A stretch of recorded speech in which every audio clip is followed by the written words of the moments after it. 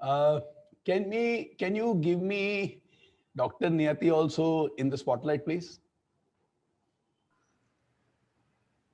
Are Hi, you? Naren sir. How are you? I am on top of the world. How are you? Very well. And hello, team HYPS.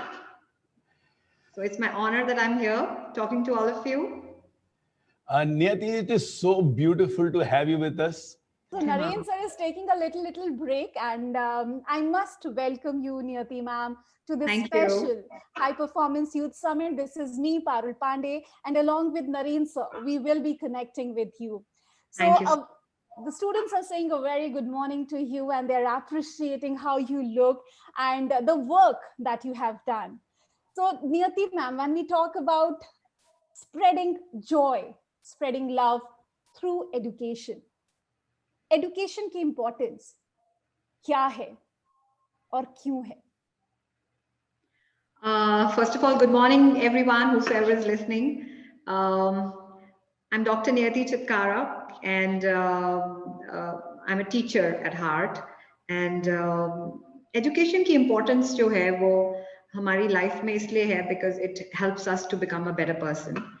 And a positive behavior change is something, which everybody looks up to when, people join schools because they want to, move to the next level, see positive changes happening to them.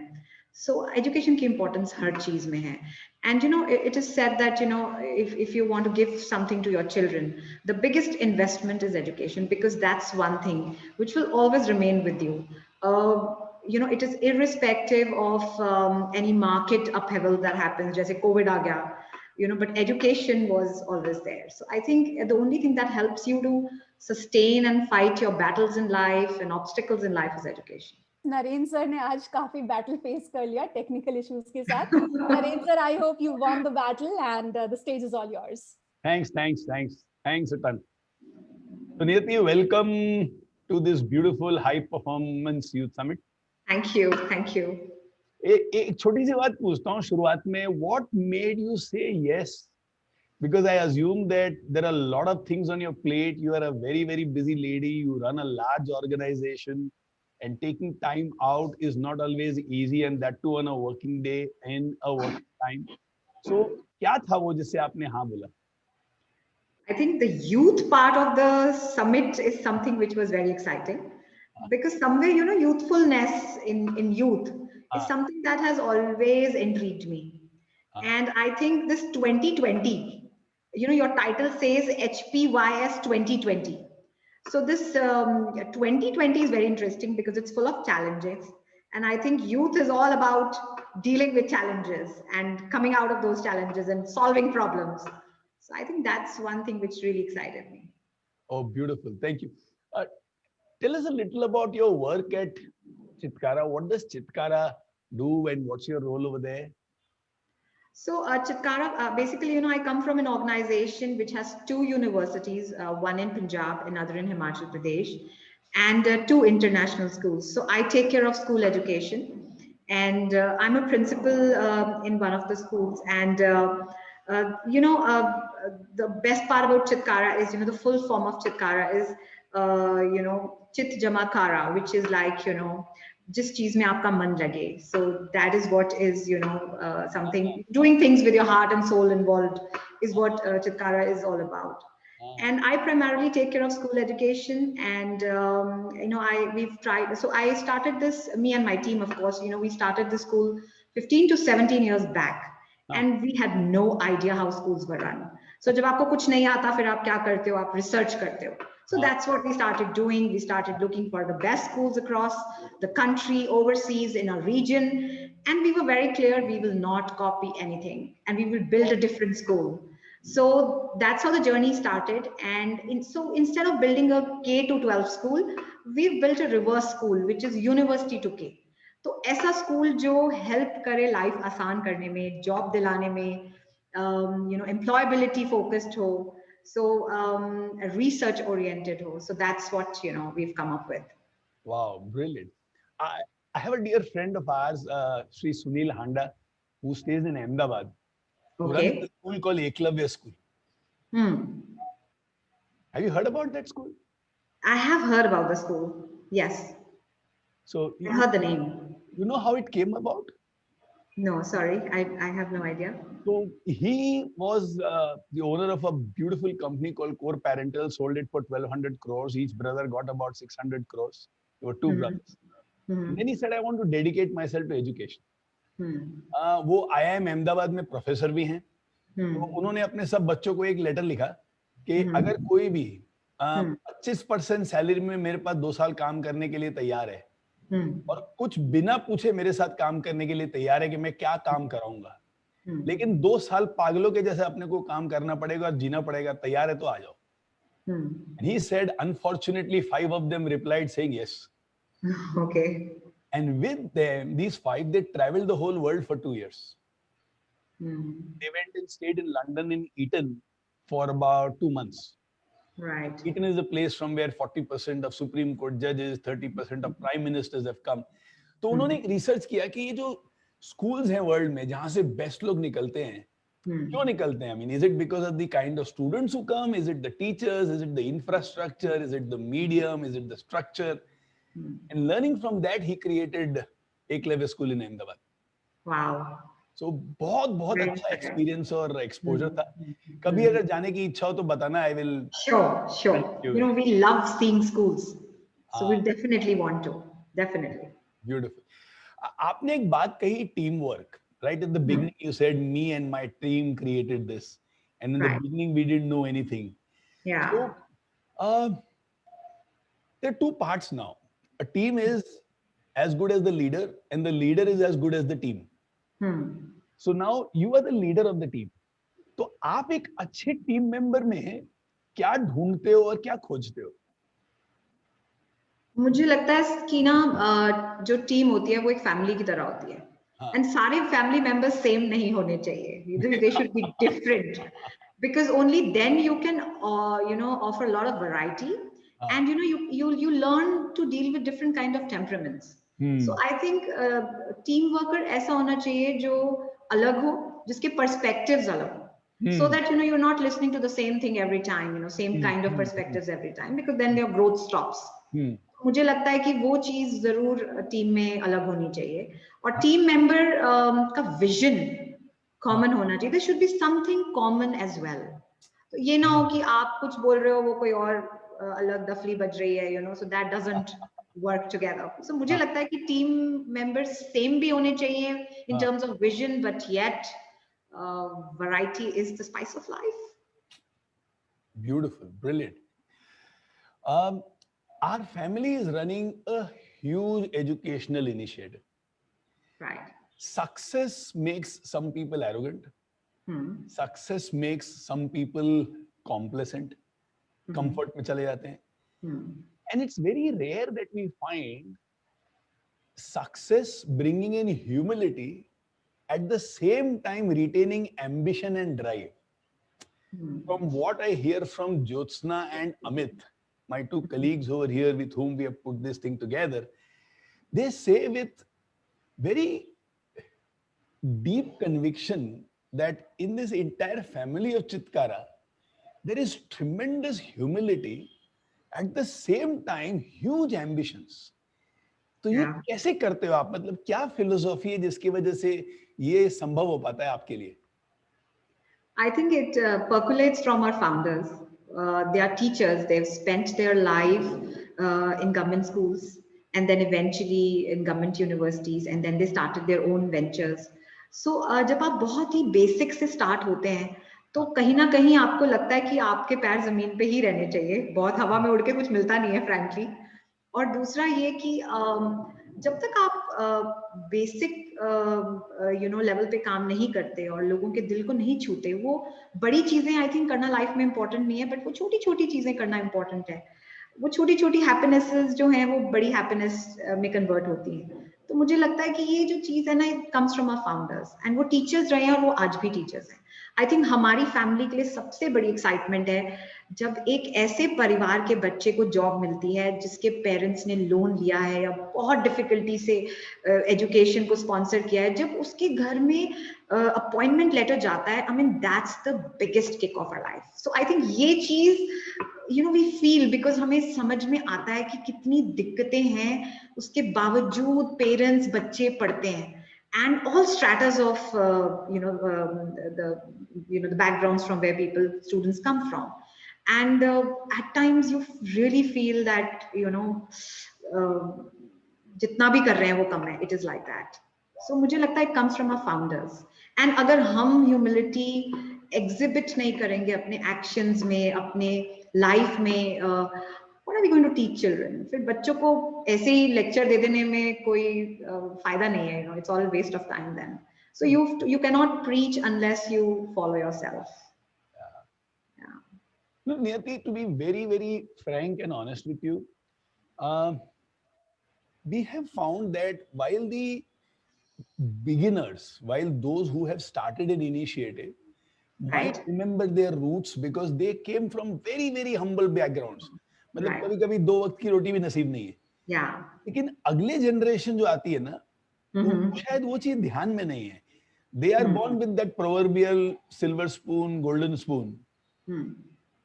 And when Jyotsna speak about you, she speaks about there is so much abundance around, yet they are very grounded. And I sense a kind of a hero worship in her voice when she speaks about you and your husband. So how did the two of you manage to remain so humble? Again, I think it is all parenting, first of all, whether you achieve something in life or you don't achieve something in life. But it is more to do with the kind of parenting you had. So I think the credit goes to both of our parents, because our parents never, they were never there, with all, we were never brought up with all the, wealth and riches, around. And we were always, and still till date, we always earn, whatever we've done throughout our lives. So, there's always a, crunch of resources, and you have to deliver in whatever best possible. So वो जो need है ना, वो बड़ी जरूरी है. I tell parents in my school also कि क्यों ऐसा होता है कि जब जिस बच्चे के पास already सब कुछ है, उसकी need खत्म हो जाती है पढ़ने की.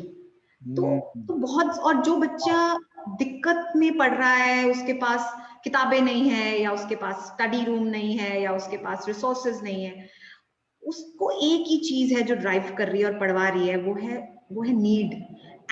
और जितना हम अपने बच्चों को ओवर पैम्पर करते हैं, उतना वो नीड खत्म करते हैं. तो मुझे लगता है need drives education, need drives success. वो नीड खत्म नहीं करनी चाहिए. और हमारा ड्यूटी ये है एज पेरेंट्स कि अगर हमारे बच्चों के पास सब कुछ है, तो वो नीड हम आर्टिफिशियली क्रिएट करें, पर वो नीड नहीं खत्म होनी चाहिए. तो अगर हमारे पास सब कुछ है, तो उसकी वैल्यू सिखाना बहुत जरूरी है. तो वो नीड आर्टिफिशियली जब तक इंजेक्ट नहीं होगी, नेक्स्ट जनरेशन जो है वो परफॉर्मेंस नहीं डिलीवर करेगी, वो ग्राउंडेड नहीं रहेगी. और दूसरा, मुझे लगता है कि सक्सेस का मतलब लोगों के लिए अलग अलग है. कोविड ने हमें सिखाया है कि सक्सेस में सबसे इंपॉर्टेंट फैक्टर आज की डेट में हेल्थ है. सो भले कोई भी बैकग्राउंड से हो, लेकिन अगर वो हेल्दी है, तो आई थिंक वो सबसे ज्यादा सक्सेसफुल है आज की डेट में. सो सक्सेस के पैरामीटर्स, उसके मायने चेंज होते रहते हैं over the period of time. And ये डिपेंड करता है आप पे कि आप किस चीज को सक्सेसफुल मानते हो. मुझे लगता है वो बंदा जो बहुत ज्यादा एजुकेशन में काम करके प्रॉब्लम सॉल्व करता है सोसाइटी की, लोगों के बीच जा जाके उनके दिल को छूता है, उनकी लाइफ को इजी करता है. इतना स्ट्रेस है, मेरे पास स्कूल में कई बार बच्चे आते हैं, घरों में इतनी टेंशन होती है, तो अगर एक ऐसा स्कूल, ऐसा एम्बियंस, ऐसे टीचर्स जो उसको थोड़ी देर के लिए सुकून दे सकें, उसको वो चैन दे सकें, वो मुझे लगता है कि आई think that is the biggest success in life. तो वो जरूरी है. What solid pieces of wisdom. I'll go back home and replay this last 5 minutes and listen to it many times. Very, very wise words indeed. Thank you. मेरे एक दोस्त है, उनका नाम है पीसी मुस्तफा. ओके. पंजाब में ये आईडी मिलता है कि नहीं मालूम नहीं. वो आईडी आटा, आईडी इडली की आटा, मेदू बड़ा आटा, वो बनाते हैं. आज उनकी कंपनी करीब 2000 करोड़ की कंपनी है. उनका टर्नओवर करीब 2000 करोड़ है. लेकिन उनके पिताजी गांव में खेत में मजदूर थे. और उनकी तमन्ना यही थी कि बच्चा पढ़ के कुछ अच्छा बन जाए. और मुस्तफा एक दिन मतलब आंखों में आंसू भर के मेरे से बोल रहे थे कि नरेंद्र 4 साल मेरे माँ बाप ने एक दिन में सिर्फ एक बार खाना खाया है। क्यों? क्योंकि मैं पढ़ रहा था। पढ़ाई के लिए जो खर्चा है, अगर 2 वक्त खाना खाते तो पढ़ाई नसीब नहीं होती, और अगर पढ़ाई करने हैं तो 2 वक्त खाना नहीं मिलेगा, एक ही वक्त खाना मिलेगा। तो जब मुस्तफा को सबसे पहले एक ऑफर लेटर मिला एक कंपनी का, और उसने अपने पिताजी को दिखाया, पिताजी को इंग्लिश तो नहीं आती, लेकिन पिताजी को नंबर्स तो आते हैं, 1 2 4 नंबर्स तो गिनना आता है। उन्होंने वो नंबर देखा और उन्होंने बोला है कि लगता है 1 0 गलती से उन्होंने ज्यादा लगा दिया। मतलब उनका फर्स्ट ऑफर लेटर था 36,000 रुपए साल का। इतना कोई नहीं देता है, ये पूरे साल का गलत होगा, ये कम अमाउंट होगा तुम्हारा, उनको जाके बोलो कि 1 0 ज्यादा लगा दिया। और पहली सैलरी जो मिली मुस्तफा को, वो उनके माँ बाप के पूरे जिंदगी की सेविंग से ज्यादा थी। बोले इतना फूट फूट के रोए मेरे पिताजी उस दिन कि हमारे पास भी पैसा होगा, मतलब अब हमको भूखा नहीं रहना पड़ेगा। सो आप जो कह रही हो ना नियति, जो एक गरीब घर से बच्चा आता है, या जहाँ स्ट्रगल के बाद में माँ बाप उसके स्कूल का फी पे करते हैं, कॉलेज का फी पे करते हैं, और जब वहां उनको कोई ऑफर लेटर मिलता है, इट इज अमेजिंग, है ना। मतलब सिर्फ उनकी जिंदगी अच्छी नहीं होती, इस बात का मेरे को विश्वास है कि उनका बहुत आशीर्वाद आप लोगों को भी मिलता है। बिल्कुल, आई थिंक वैसे भी आप लाइफ में जो भी बनते हैं, I think more than anything else आपके जितने आशीर्वाद इकट्ठे होते हैं वही आपको कुछ बना पाते हैं। एंड दूसरी एक और चीज है, आपने जैसे बोला कि यू नो फादर नंबर्स नहीं पढ़ पाते, लेकिन फादर को नंबर्स आते हैं बट भाषा नहीं आती या समझ नहीं आती, एजुकेटेड नहीं है। लेकिन ये एक बहुत बड़ा प्रॉब्लम है हमारे सोसाइटी में भी कि बच्चे पढ़ पाते हैं, पर मेरे पास ऐसे पेरेंट्स आते हैं जिनको कुछ नहीं पढ़ाई का मालूम है, और जब उनके बच्चे परफॉर्म करते हैं, यू नो अंग्रेजी नहीं आती पेरेंट्स को, पता नहीं क्यों एक स्टिग्मा है हमारे सिस्टम में, तो पेरेंट्स सर्कुलर नहीं पढ़ पाते, समझ नहीं पाते। जब समझ नहीं आती तो वो क्या करेंगे। छोटा एग्जाम्पल देती हूँ कि जैसे स्कूल में बच्चे येलो डे मनाते हैं, ठीक है, तो सर्कुलर गया। अब जो पढ़ा लिखा पेरेंट नहीं है, उसको नहीं मालूम ये सब, तो टीचर क्या करेगी, जिसका पेरेंट तो बहुत स्मार्ट है उसको तो नंबर दे देगी, जिसके पेरेंट को पढ़ने की दिक्कत है उसको येलो डे का मतलब ही नहीं पता, आप उसको क्या पढ़ा रहे हो, यू नो। तो एजुकेशन का मतलब जो है वो सिर्फ बच्चों तक सीमित नहीं है, परिवारों तक जाना पड़ेगा। तो हमने भी यहाँ पे अपने ना इधर सिस्टम में एक मोबाइल ऐप डेवलप किया है, और हम अब कोशिश कर रहे हैं कि हर सर्कुलर का भाषाओं में ट्रांसलेशन पेरेंट तक पहुंचे। तो और फिर ट्रेनिंग्स पेरेंट्स की, कंप्यूटर चलाने नहीं आते, आई हैव अ पेरेंट जो कुक हैं घर में, उनको खाना बनाने के अलावा उनको कोई मोबाइल और कंप्यूटर चलाने नहीं आते, जब डिजिटल रिपोर्ट कार्ड आती है वो क्या करे, यू नो। सो वो चीजें, ये दिक्कतें हैं जो छोटी छोटी चीजें हैं जो बहुत जरूरी है ध्यान देनी। तो मुझे लगता है कि ये आपने बिल्कुल ठीक कहा, और उस पेरेंट का जब बच्चा पढ़ के कुछ बनता है, आप सोच नहीं सकते वो क्या मोमेंट होगा। बिल्कुल, आई कैन इमेजिन। या wow. Now let's shift a little gears. Okay. As a woman, अगर मुझे सफलता पानी है, और आज यहाँ पे काफी नवयुवक और नवयुवतियां हैं, तो इन लड़कियों को, इन नवयुवतियों को, इन महिलाओं को क्या ध्यान में रखना चाहिए when they want to move ahead and you know, उनको भी सफलता की बहुत बड़ी उमंग है या कामना है, तो क्या चीज ध्यान में रखना चाहिए? मुझे लगता है सबसे पहले तो अपने आप से क्लियर होना बहुत जरूरी है लाइफ में कि आप क्या चाहते हो लाइफ से। आपके अपने प्रोमिसेस जो आपने अपने आप से किए हैं वो बहुत जरूरी हैं। उनको लिस्ट डाउन करना, उन पे काम करना, उन स्किल्स को अक्वायर करना।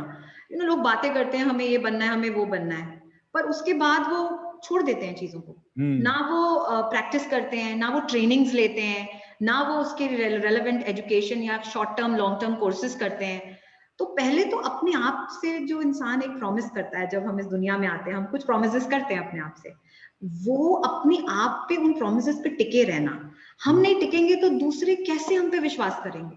हम कहते हैं जी हमें फलाने ने ये नहीं किया, वो नहीं किया, बट पहले हमें अपने आप को जवाब देना है कि हम कितने ऑनेस्ट थे. I have situations जब I have seen very ambitious girls when they get married वो सब छोड़ देती हैं. Why? So आपको अपने आप से प्रॉमिस करना है. Marriage is a very important part of life, but it is not your life. There's a lot beyond it. And अगर आप अपने promises अपने आप से पूरे नहीं कर पाते हैं तो आप कैसे चाहते हैं कि फैमिली आप पे विश्वास करे, आपको सपोर्ट करे, आपको स्पॉन्सर करे? ये पॉसिबल नहीं है. विश्वास जगाने के लिए आपको भी तो एक एफर्ट और एक वो करना पड़ेगा. तो मुझे लगता है ये एक चीज है जो लड़कियों को बिल्कुल अपने प्रोमिसेस, अपने ड्रीम्स को फुलफिल करना चाहिए. और दूसरा ये कि जब आप कल को आपकी नेक्स्ट जनरेशन आए तो प्लीज आप कोशिश कीजिए कि आप बदलिए, और आपने जो फेस किया है आप अपनी नेक्स्ट जनरेशन के साथ ऐसा ना करें. तो मुझे लगता है ये जो जितनी भी लेडीज हैं या यंग गर्ल्स हैं, इट्स वेरी इंपॉर्टेंट कि एम्बिशन होना एक अलग बात है, उसकी तैयारी करना एक अलग बात है, उस पर टिके रहना एक अलग बात है, उसको पूरा करके नेक्स्ट जनरेशन को सौंपना अलग बात है. So that's a message maybe. Beautiful. एक छोटी सी यहाँ पे कॉम्प्लिकेटेड चीज पूछता हूँ आपको. जहां शादी हो जाती है इन-लॉज का दिल बड़ा होता है, मन बड़ा होता है, उनको समझता है, तो वो अपनी बहू को या अपने घर में बेटी को प्रोत्साहन देते हैं, सपोर्ट देते हैं.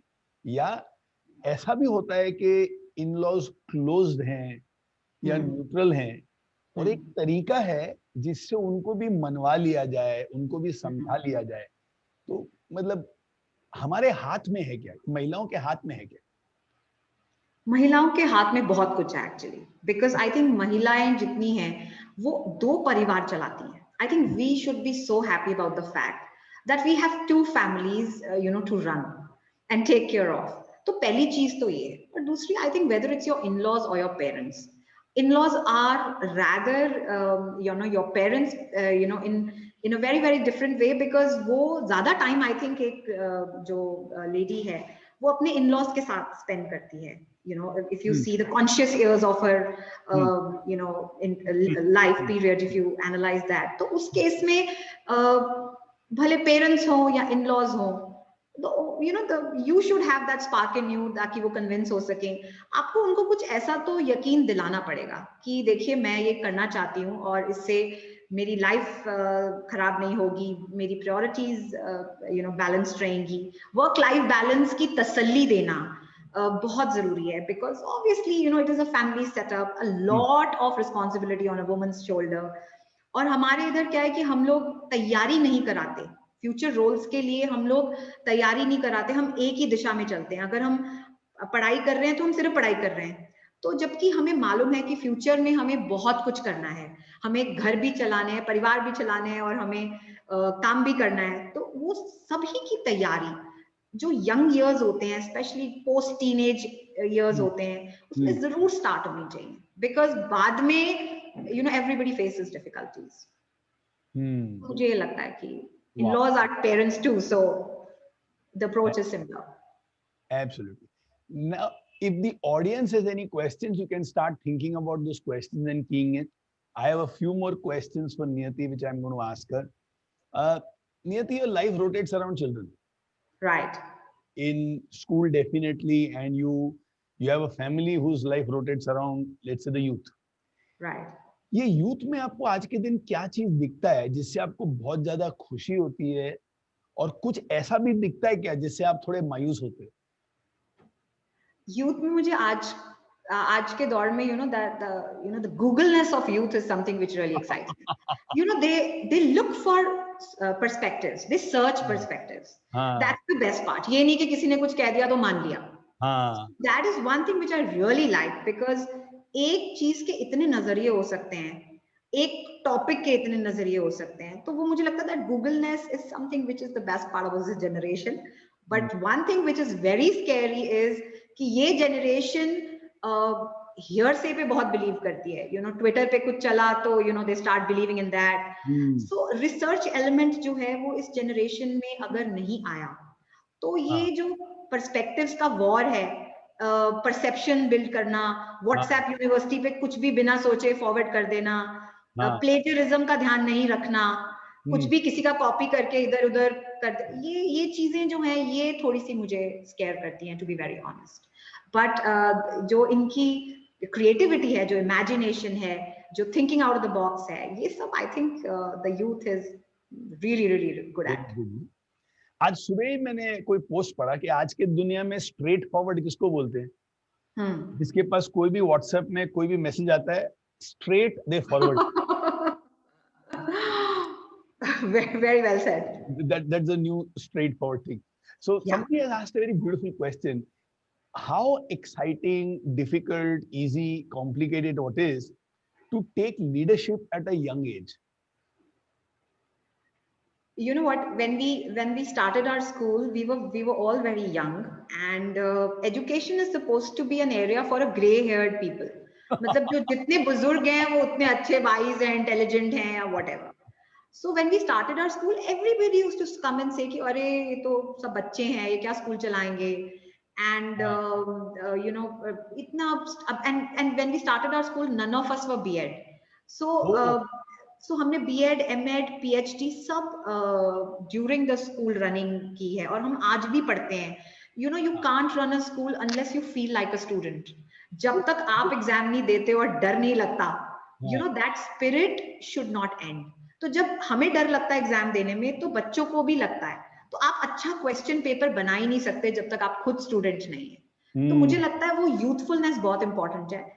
और लोगों को यू नो, एक हमारे यहाँ पे एक प्रॉब्लम है माइंडसेट की, कि ये चीज तो यही बंदा कर सकता है, बट ऐसा नहीं है. But this is like a biggest fight that me and my team we have you know experienced, and we are fighting it out. And I have a lot of young people in my team, because I think they're full of ideas, they're full of energy, enthusiasm, and fun. You know, they know how to enjoy their work. तो वो boring working culture नहीं है, because that then it's so infectious कि वो बच्चों में भी वो boringness आ जाती है. And life is not about, you know, getting bored and you know. So मुझे लगता है कि ये एक बहुत बड़ी फाइट है कि एजुकेशन में सब बूढ़े बूढ़े लोग, बुजुर्ग लोग ही अच्छा कर सकते हैं. तो आई थिंक अब लोगों ने हमें सीरियसली लेना स्टार्ट कर दिया है. So I think this is the biggest achievement that we feel. मतलब grey hair is acceptable, black hair has some resistance, no hair का तो कोई स्कोप ही नहीं है. No hair fit into everything. they are age you know irrespective. उन पे as आती ही नहीं है. So that way I think a lot of people are blessed. तो ताश के गड्डी में जो जोकर होता है ना, वैसा फिट हो जाते हैं हम. Some lovely questions have come. What motivates you? I think anything that you know, there are a lot of things that motivate me. First of all, my mother-in-law motivates me, because she is like a, वो कहते हैं ना, charger होता है. So she's like my recharge button, you know. And wow. She motivates me because she works, you know, and she knows how to touch the heart of people. She knows how to value people and their work. She has that keen eye and observation. And मुझे लगता है that even at the age where she is, she works for the community. कुछ भी हो वो हर age group में fit हो जाती हैं. तो मुझे लगता है ये चीज बहुत मोटिवेटिंग है. और मेरा काम मेरी बहुत बड़ी मोटिवेशन है. बिकॉज यू नो, एक छोटा बच्चा जब आके मॉर्निंग में you know compliments you and they say you know that ma'am you know your color is good, and you know your you know speech was good, or your activity was very interesting. You know, that motivates. So I think children motivate you, youngsters motivate you, my family motivates me. Wow, brilliant. हमारे पूना में एक साधु वाशवानी mission है. सिंधियों के वो बहुत बड़े spiritual गुरु हैं. He has changed the terminology in the Sindhi community. Okay. आप कोई भी mother in law, daughter in law नहीं बोलोगे. अच्छा. मदर इन लव और डॉटर इन लव बोलोगे. ठीक है. I totally agree. I'm very happy with this. Because I'm totally in love with my mother-in-law. So mother-in-law for sure. मतलब कितना प्यारा हो जाएगा ना माहौल और पूरा सब चीज. हाँ. अगर बोलेंगे ये मदर इन लव है मेरी, ये मदर एट बर्थ है. And she's also saying she's my daughter in love. Yeah. How beautiful. How beautiful. It is. I love what you said, that you cannot run a school unless you are a student. Yes. Then you feel what the student is, what he is going through, and it's such a very beautiful and deep thing. Two questions have come, and I think both of them are very beautiful questions. What values do you carry in your work, or what is the work value that guides you in big decisions, complicated situations? तो ऐसी कोई work values या philosophies हैं? बहुत है. हमारी संस्था का अपना एक चार्टर है जिसपे हम सारे टीचर्स चलते हैं. और values actually आप जब आपकी परवरिश होती है, you know, I'm from a small town, and small town, you know, very basic upbringing, वो आप में anyways बहुत values डाल देती है, because you live in a real world. और difficulty ये है कि आज के time में it is so difficult to stick to those values. और you know, being a teacher, आपको सिर्फ value को की बातें नहीं करनी है, आपको उनको जीना है, अपनी लाइफ में डालना है, और आपने उनको बिलीव करना है, और वही चीज आपने नेक्स्ट जनरेशंस को पास ऑन करनी है. तो बहुत सी वैल्यूज हैं, जैसे कि हमारी संस्था जो है, you know, we ensure कि we don't have any donations in our organization, so admissions are purely very transparent. Then we try that we have 25% students from the economically weaker section studying in our school. So ये सब करने में honestly बहुत दिक्कतें हैं, but by the end of the day you're very happy. आपको खुशी मिलती है, इतनी lives को आप बदल पा रहे हो, आपको God ने इतनी you know blessings दी हैं कि आप कुछ कर पा रहे हो. So मुझे लगता है कि ये values आज के ज़माने में when everything is shortcut, जिसको देखो वो बस quick conclusions पे आना चाहता है या quick output expect करता है. Life is not like that. तो उस अपने values पे नहीं टिके तो फिर आप क्या इंसान हो, you know? And you know, commitment and credibility is very very important in today's life. I think ये दो values जो हैं, अगर आपकी credibility ही नहीं है, so you know, you keep flaunting and you keep talking about yourself, और आप कुछ भी promise कर दो, आप कुछ भी कह दो, you know, it doesn't make sense at all. So जो आप कह रहे हो सोच के बोलो, और जो कह रहे हो वो deliver करो. So आज की सच्चाई, honesty, integrity, culture, ये सब चीजें values बहुत जरूरी है, you know. इसके बिना हम क्या हैं? We are nothing. Wow.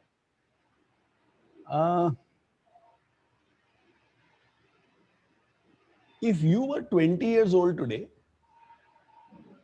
how would you look at life? I'm very young. I'm a kindergartner. You can treat me like that. And I look at the life same way had I been 20 years younger. So I'm young, yeah. Okay.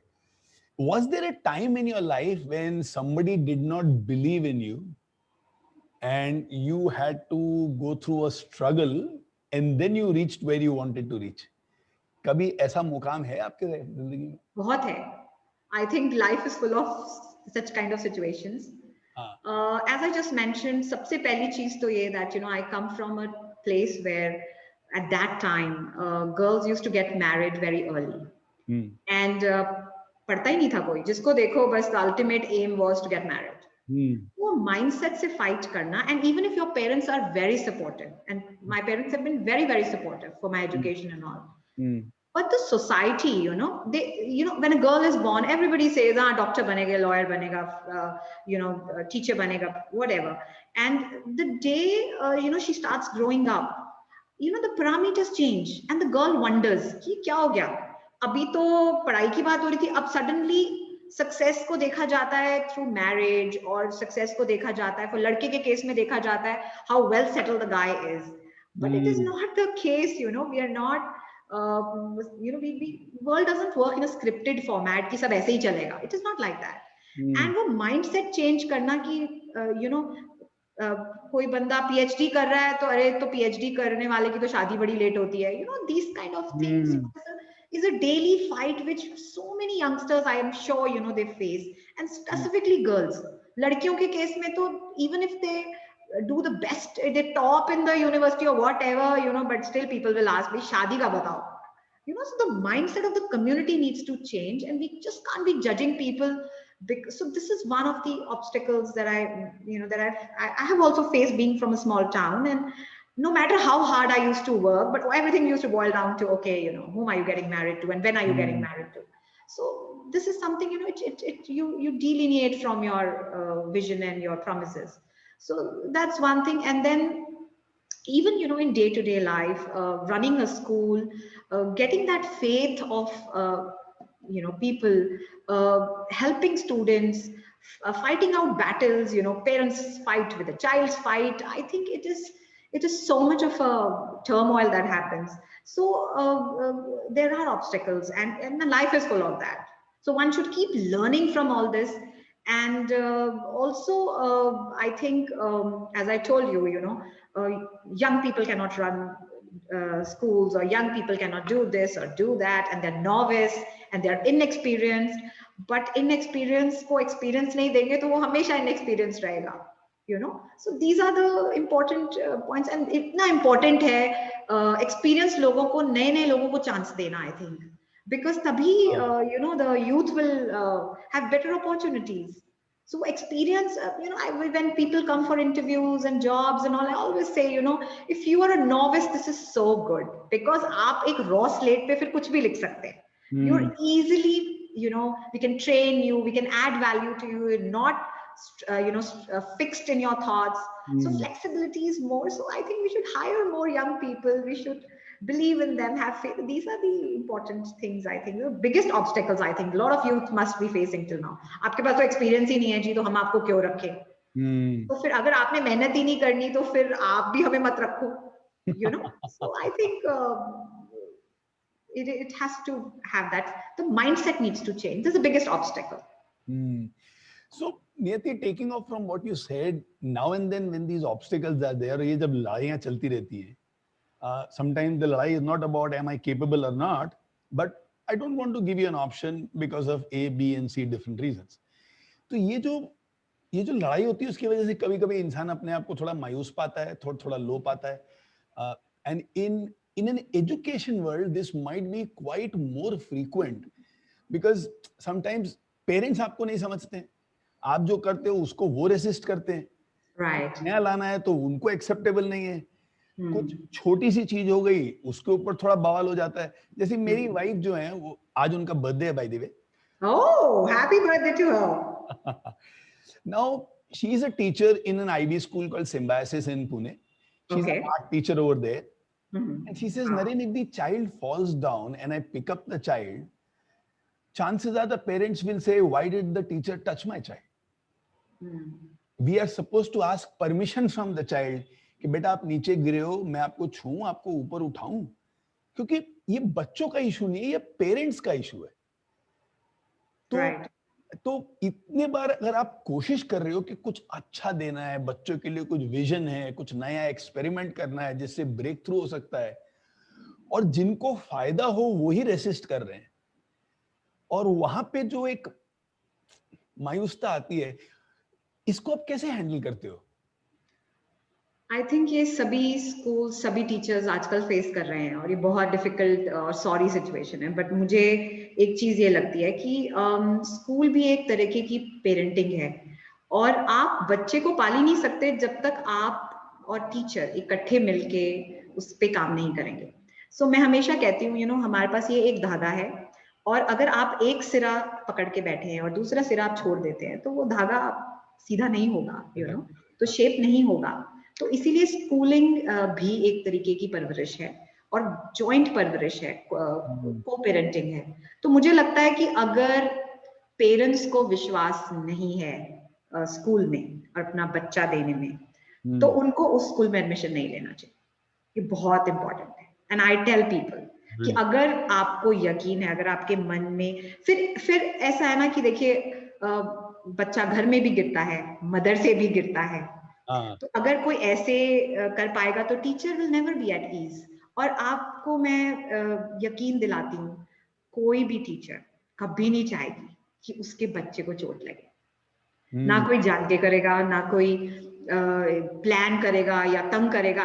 You know, I don't think so. Today schools are very different. आज सब change हो गया है, in the sense that I find great chemistry between students and teachers. I mean, I have fantastic chemistry with my students. तो मुझे लगता है कि I can have fun. I can talk to them about anything. I can help them out in their performances. You know, my team makes sure that they are always high on energy when they come, and they leave with happiness when they go home. So, आज का time में, you know, nobody should even think of all the. You have to have some trust. Every relationship has trust as a base. So, ये कैसे चलेगा? You know, so I should rather recommend them not to take admission in that school. Very, very deep thoughts what you said when you say that schooling is a kind of joint parenting, and Right. the metaphor you used was that string धागा. Right. अच्छे से पकड़ेंगे तो कुछ अच्छा मजा आएगा, पकड़ा जाएगा, yeah. छोड़ दिया तो लटकते रहेंगे और एक दूसरे के ऊपर। The second is, अगर एक दूसरे के ऊपर हम डाउट करते रहें, मतलब कोई भी रिश्ता नहीं चलता ना जहाँ डाउट है। Right. तो अगर माँ बाप बच्चों को स्कूल में सुपुर्द कर रहे हैं, तो या तो ट्रस्ट के साथ करो या उस जगह भेजो जहां पे आपको ट्रस्ट हो। और स्कूलों की भी बहुत इंपॉर्टेंट रिस्पॉन्सिबिलिटी, आई थिंक हम सब टीचर्स की बहुत बड़ी रिस्पॉन्सिबिलिटी है वो ट्रस्ट बनाए रखने में। हाँ। तो अगर कोई गलती होती भी है, गॉड फॉरबिड, तो सबसे बड़ी चीज इसमें ना ऑनेस्टी रहती है कि आप सच्चाई से बता दो जी कि मुझसे गलती हो गई। यू नो, एक्सेप्ट कर लेना, अपनी गलती मान लेना, और पेरेंट का सपोर्ट करना, ये भी उतना ही जरूरी है। सो ये धागे दोनों समझदारी के धागे होने चाहिए, नहीं तो थ्रेड डोलता रहेगा। मतलब when you spoke about values and we use those words ना, commitment and credibility, तो स्कूल की तरफ से अगर ये कमिटमेंट और क्रेडिबिलिटी रहे और पेरेंट्स की तरफ से अगर ट्रस्ट रहे, ये एक बहुत अच्छा कॉम्बिनेशन हो जाएगा और इससे बहुत अच्छी चीजें होंगी। बिल्कुल बिल्कुल। You know, I have students जब पेरेंट स्कूल पे ट्रस्ट नहीं करता और उसको मालूम है कि पेरेंट की और स्कूल की नहीं बनती, you know, the child knows about it. तो आई हैव केसेस लाइक बच्चा घर में बैठा है और मदर पूछ रही है कि बेटा तो स्कूल नहीं गया, तो मम्मा स्कूल में तो आज छुट्टी है, एग्जाम की प्रिपरेशन है। बाई चांस पेरेंट स्कूल आता है कुछ फीस देने या क्या करने, एंड द पेरेंट सेज जी आज तो छुट्टी है पर स्कूल में तो बच्चे आए हुए हैं। तो बच्चा झूठ बोलता है क्योंकि उसको मालूम है कि स्कूल की और पेरेंट की नहीं बनती। So, इतना इंपॉर्टेंट मैसेज है ना कि कभी भी आपको कोई दिक्कत हो, कुछ हो, you know, talk to the parent and teachers, they need to talk to each other, they need to be each other's confident, make sure कि इसका फायदा, गलत फायदा बच्चा ना उठाए, नहीं तो नेक्स्ट जनरेशन खराब हो जाएंगी। हाँ, वो जो अपने यहाँ जातका तेज में पंचतंत्र में बहुत पुरानी कहानी है ना कि दो बिल्लियां झगड़ती है रोटी के लिए, एक बंदर आता है। वेरी ट्रू, बिल्कुल कुछ इसी तरह का ना। बिल्कुल बिल्कुल। A very important and a deep question, and I think you are in a brilliant position to answer this. आप इन युवकों को क्या बोलोगे कि कल के दिन जब उनकी आगे जाके शादी होगी, कि आपकी बीवी को, आपके लाइफ पार्टनर को किस तरह से सपोर्ट करना चाहिए? मतलब what does a woman require from a man, from her husband as a part of support for her to actually fly and live to her potentials? Is it required or is it not required? I think the only thing that a woman requires from you know, maybe her husband or her father or brother or whosoever or colleague, you know, at workplace is acceptance.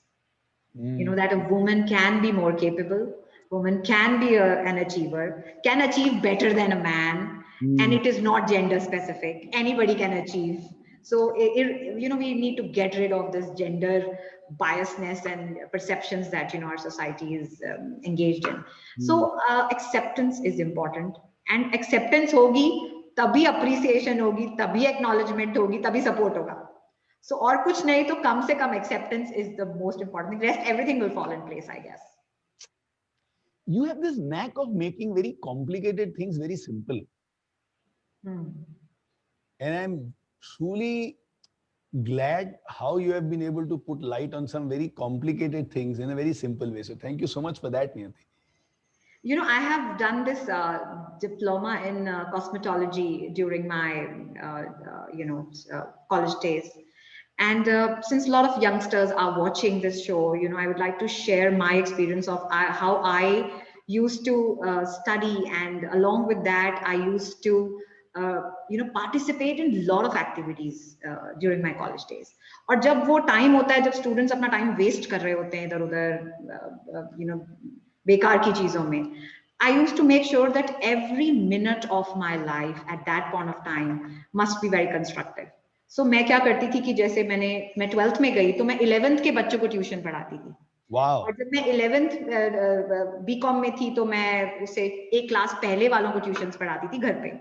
And I used to earn my own pocket money. So this was one thing which I've been doing since the day I was born. So I've used to trade, I've taught all my neighbors, and also मैंने उस चीज से बहुत सीखा है। और दूसरा, participation in को-करिकुलर्स, people से अरे पढ़ते रहो, ये एक्टिविटी से तो कुछ फायदा ही नहीं होता, अटेंडेंस नहीं मिलती and all that whatever. I was the head girl of my school and मैंने हर चीज में पार्टिसिपेट किया है। और जब छुट्टियां आती थी, I used to do these small courses, जो छोटे छोटे कोर्सेज होते थे जो मेरी पढ़ाई से डिफरेंट फील्ड के होते थे। जैसे I did my M Com and then I did my B Ed M Ed PhD, but I also did e-commerce, then I also did diploma in cosmetology. तो मैंने अलग अलग चीजें की, बिकॉज लाइफ का कुछ नहीं मालूम कब क्या चीज काम आ जाए, एंड अगर मैंने वो नहीं की होती तो I wouldn't have settled in whatever work I'm doing now. So I think constructively engage होना इतना जरूरी है, instead of wasting your time and precious years of your life, आप कुछ कुछ छोटा छोटा अलग अलग जरूर ट्राई कीजिए और करते रहिए। और वो जो कॉस्मेटोलॉजी का डिप्लोमा है, just to answer your questions, it taught me how to beautify things. हर चीज जो खराब है, बिखरी हुई है, उसको संवारना, उसको ब्यूटिफाई करना, तो कोई भी बहुत बड़ी प्रॉब्लम है उसको इजी करना, ब्यूटीफुली प्रेजेंट करना, I think that is what I have learned from there. Wow. In 1999, I met a person whose name is Ravindranath Sharma. Okay. Hardcore Punjabi. Okay. But he was staying in Pune and we were staying in his home for 1 year. एक दिन वो Bharti, my darling wife, he calls her and says, बेटा एक चीज ध्यान रखना, कोई भी अच्छा खाना बना सकता है, लेकिन जो इंसान बिगड़े खाने को अच्छा बना देना, कुक हम उसी को बोलते हैं। बिल्कुल बिल्कुल। So I sense the same thing in you when you're saying what you're saying. Success भी इसी का नाम है कि जब आप कुछ नहीं में से कुछ क्रिएट करते हो, that is success. So one question which often comes from students is, when I want to follow one path and my parents think this is not the right one for me, are there any tips by which I can convince my parents, allow me to follow what I believe is my passion? This is a problem that we face a lot, specifically when the career choices are made. उस time पे I think हम लोगों को लगता है कि we are like those, वो होते हैं ना, आर्बिट्रेटर्स बन जाते हैं हम। पेरेंट की सुनते हैं, एक साइड बच्चा बैठा है, they are fighting, and child is saying I want to be an actor and the parent is saying no he must be an engineer. But इसमें मेरी कुछ ऑब्जर्वेशंस है। मुझे लगता है कि सबसे पहले अगर आप अपने आप से ये सवाल पूछे, और ये सारे यंगस्टर्स के लिए है जिन्होंने करियर्स डिसाइड नहीं किए हैं, जब कल को आप पेरेंट बनेंगे, क्या वो रिस्क्स जो ऑलरेडी कैलकुलेटेड हैं आप अपने बच्चों को लेने देंगे? पहला क्वेश्चन ये है। सेकंड ऑफ ऑल, पेरेंट अगर किसी चीज के लिए सजेस्ट करता है तो वो इसलिए करता है क्योंकि उसके पास ये 15-20 साल जब उसने बच्चे को पाला है, कुछ ऑब्जर्वेशंस है, कुछ डेटा है, जिसके वजह से पेरेंट कहता है कि ये एक प्रोफेशन मत लो, ये लो, तुम्हारे लिए ये अच्छा है, राइट? जब बच्चा करियर डिसाइड करता है, वो अपने ड्रीम्स और एस्पिरेशंस के बेस पे करता है। अब इसमें दो चीजें हैं, क्या उस बच्चे ने कोशिश की है, वो ड्रीम्स और एस्पिरेशंस को पूरा करने में वो मेहनत की है। I have had a student जिसको एक्टिंग करनी थी, right? And the parent was like, no, हमारी तो lawyers की family है, and हम तो, हमारा next generation is also supposed to be a lawyer, right? And parent की तरफ से था कि क्योंकि एक्टिंग है जी, कैलकुलेटेड रिस्क बहुत जबरदस्त है एक्टिंग फील्ड में, हमारा बैकग्राउंड नहीं है, कोई सपोर्ट नहीं है, कोई नेटवर्क्स नहीं है, you know, and it is pretty, you know, parent का पर्सपेक्टिव समझ में आता है। अब बच्चे की जिद समझ में आती है, लेकिन क्या बच्चे ने कभी कोई एक्टिंग की तैयारी की, कभी कोई थिएटर ग्रुप ज्वाइन किया, कभी कोई ट्रेनिंग लिया? सो अगर आप अपना करियर डिसाइड करना चाहते हैं without any base, you're actually taking a big risk, which no parent ideally would allow। अपने बच्चे को कोई कुएं खाई में नहीं फेंकने देना चाहता। तो इतना इंपॉर्टेंट है वो पेरेंट के सजेशन और पर्सपेक्टिव को भी समझना। और दूसरी चीज ये कि अगर आप कुछ बनना चाहते हैं तो आपको वो चीज पेरेंट को शुरू से दिखानी पड़ेगी। अगर आप म्यूजिशियन बनना चाहते हैं तो उस लेवल का म्यूजिशियन का परफॉर्मेंस और मेहनत पेरेंट को दिखेगी, तभी वो टाइम, मनी, फेथ, इन्वेस्टमेंट दिखाएगा। अब आप करना कुछ नहीं चाहते और आपका बस ड्रीम है, फिर आप कल को म्यूजिक इंडस्ट्री ज्वाइन भी कर लेंगे, it will not extract the best out of you. So that is why लोग लेटेस्ट स्टेजेस पे कई बार बहुत करियर्स चेंज करते हैं, बिकॉज उनको समझ नहीं आता। अपना स्वॉट एनालिसिस करना बहुत जरूरी है। सो जितने यंगस्टर्स ये शो देख रहे हैं, प्लीज अपना स्वॉट एनालिसिस करो, अपनी स्ट्रेंथ्स, अपनी वीकनेसेस, अपनी अपॉर्चुनिटीज और थ्रेट्स को देखते हुए करियर डिसाइड करो। पेरेंट्स के पर्सपेक्टिव्स जो हैं इग्नोरेबल नहीं होने चाहिए, पर at the same time parents के लिए भी मैसेज है दैट आप अपने ड्रीम्स का बोझ अपने बच्चों पे नहीं डाल सकते। यू नो, कुछ चीजें डेस्टिनी की हैं, आप बच्चों को सजेस्ट कर सकते हैं, आप बच्चों को शेप कर सकते हैं, लेकिन आप बच्चे का भाग्य नहीं बना सकते। सो वो चीज छोड़ दीजिए। And you can't be complaining every time, because कुछ तो बच्चे में भी होगा जो वो इतनी जिद कर रहा है। तो दोनों को थोड़ा समझना पड़ेगा, तो talk it out amongst themselves. It's a very deep and again a very wise set of words when you say कि अगर बच्चा चाहता है म्यूजिशियन बने या ड्रामा आर्टिस्ट बने या एक्टर बने, तो उसने कभी कोई थिएटर ग्रुप ज्वाइन किया, कभी कोई एक्टर्स के साथ बातचीत की, कभी जाके 10 थिएटर देखा, वहां पे इंटरेक्ट किया, कभी थिएटर के बारे में, इम्प्रोव्स के बारे में स्टडी की। क्योंकि अगर थोड़ी हिस्टोरिकली वो इंटरेस्ट, वो कमिटमेंट और वो डेप्थ नहीं दिखता है, तो माँ बाप फिर अपने आप होके कैसे बच्चे को बोले कि हाँ कोई बात नहीं, तुम चले जाओ उस फील्ड में। You know, Narendra, I have a case study of a child जिसने 10 साल, he was a best sports person, वो क्रिकेटर बहुत अच्छा था। और 10 साल उसके फादर सुबह उठ के उसको क्रिकेट फील्ड में लेके जाते थे, and everybody in the school used to feel कि he is like another Yuvraj Singh, so good in playing cricket. And उसकी डाइट अलग होती थी, उसके एग्जाम की तैयारी अलग होती थी। So one day he comes to my office and I asked him कि बेटा आप क्या करना चाहते हो? He said I want to be a doctor. So I said, you want to be a doctor and you are spending your entire day on doing something else? He says मेरी hobby है वो। So if that is your hobby, तो आप दिन में 30% time अपनी hobby को दीजिए, बट 70% टाइम उस चीज को दीजिए जो आपका करियर है फ्यूचर में। तो अगर आपका ध्यान बनना डॉक्टर है, पर आप मेहनत सारी कुछ और में कर रहे हैं, so this is something, you know, which is extremely, you know, तो ये थोड़ा सा आई थिंक ये हम सब फेस करते हैं अपने टाइम में, समझ नहीं आता, बट इम्पोर्टेंट है इंट्रोस्पेक्ट करना। ब्यूटीफुल। नियति, आज आपसे बहुत कुछ सीखने को मिला। थैंक यू, मुझे भी बहुत मजा आया। Thank you. I have made exhaustive notes for myself over here. And I will share with you all that I learned. Thank you so much for opening your mind and your heart to all of us. Thank you so much. I'm sure all the children who are here are very, very blessed.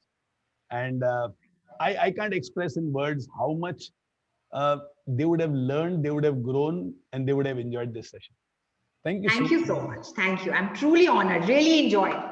And all the best to all of you. I think you guys are doing a fantastic job. Thank you. So this summit will be memorable.